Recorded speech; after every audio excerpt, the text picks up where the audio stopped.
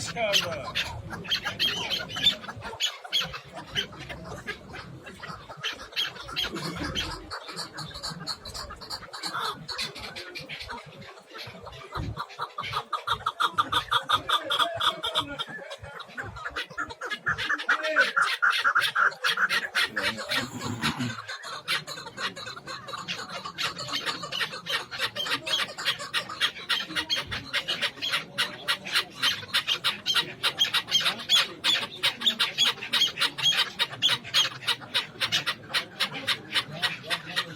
Abi kovan bırakmamış.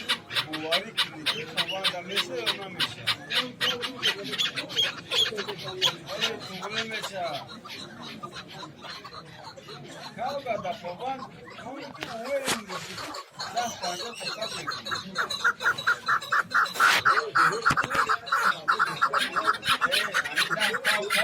Daha kalkamıyor. Kamış öldürmeden.